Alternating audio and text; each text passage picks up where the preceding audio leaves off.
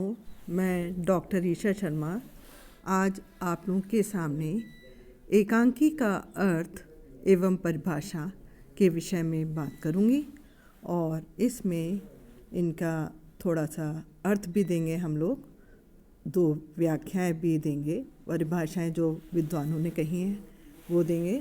इस तरीके से उनके तत्वों का विवेचन करते हुए उद्भव और विकास तक हम आज आपके सामने इस पर चर्चा करेंगे।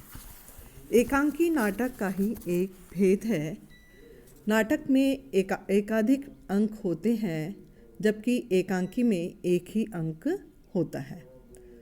उस एक अंक में दृश्य कई हो सकते हैं। एकांकी को नाटक की मूलभूत शर्त पूरी करनी होती है, अर्थात वह रंगमंच पर अभिनय के योग्य हो। एकांकी की सबसे बड़ी विशेषता और सबसे बड़े तत्व है कि वो अभिनय के योग हो, मंच के लायक हो। एकांकी के कुछ निजी विशेषताएं भी होती हैं। एक साहित्यिक विधा के रूप में उसका स्वतंत्र अस्तित्व है।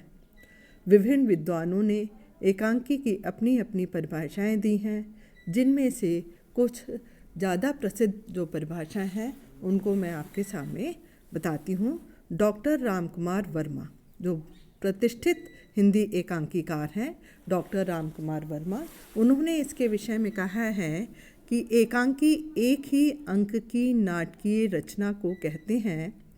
उसमें एक ही घटना होती है और वह नाटकीय कौशल से कौतूहल का संचय करती हुई चरम सीमा तक पहुंचती है। उसमें एक अंक होता है, एक अंक के कारण उसको एकांकी कहते हैं, और एक घटना जो कौशल, नाटकीय कौशल के साथ साथ कौतूहल का विकास करती हुई अपनी चरम पर पहुंचती है। दूसरा हिंदी साहित्य के एकांकीकार हैं सेठ गोविंदास। उन्होंने एकांकी की परिभाषा देते हुए कहा है, एक अंक की नाटकीय रचना जिसमें एक ही विचार अथवा घटना हो तथा साहित्यिक सौंदर्य हो, एकांकी कहलाती है। और एक और है डॉक्टर गोविंद त्रिगुणायत। उन्होंने एकांकी की परिभाषा देते हुए कहा है, एकांकी वह लघु नाट्य रूप है जिसमें एक परिस्थिति, एक घटना या एक भावना जनित संवेदना की अभिव्यक्ति अभिनयात्मक शैली में की जाती है। उपयुक्त परिभाषाओं से स्पष्ट है कि एकांकी एक अंक का नाटक होता है। उसमें संपूर्ण जीवन का चित्रण न होकर किसी एक घटना का ही वर्णन होता है।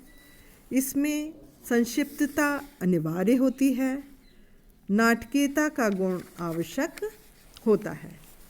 अब हम एकांकी के तत्वों के विषय में देखें तो पाते हैं, एकांकी में कथानक, पात्र और चरित्र चित्रण, कथोपकथन, देश काल और वातावरण, भाषा और शैली और उद्देश्य, ये 6 एकांकी के महत्वपूर्ण तत्व हैं।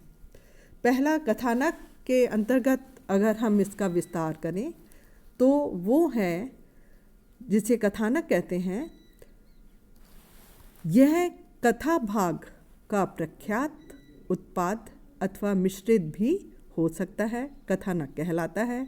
इसमें धारा प्रवाह, एकता एवं सुगठितता होनी चाहिए। दर्शक की उत्सुकता निरंतर बनी रहनी चाहिए कथानक में।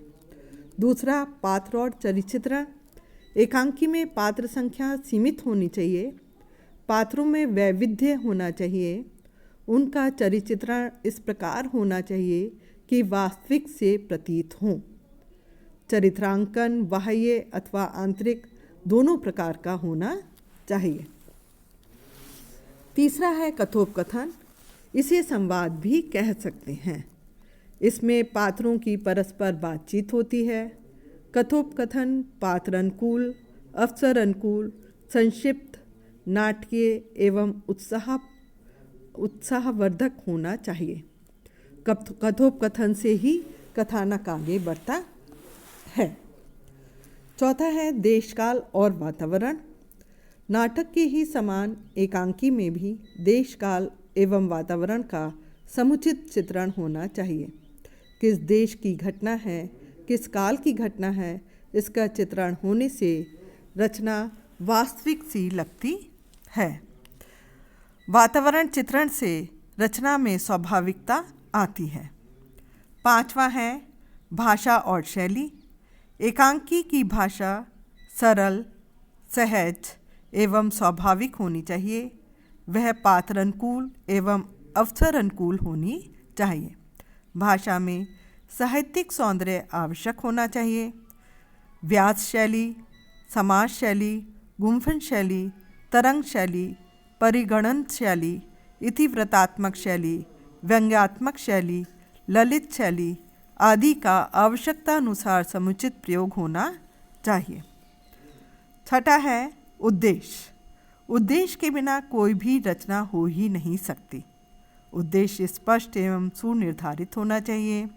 अन्य सभी तत्वों का औचित्य भी उद्देश्य पर ही निर्भर करता है।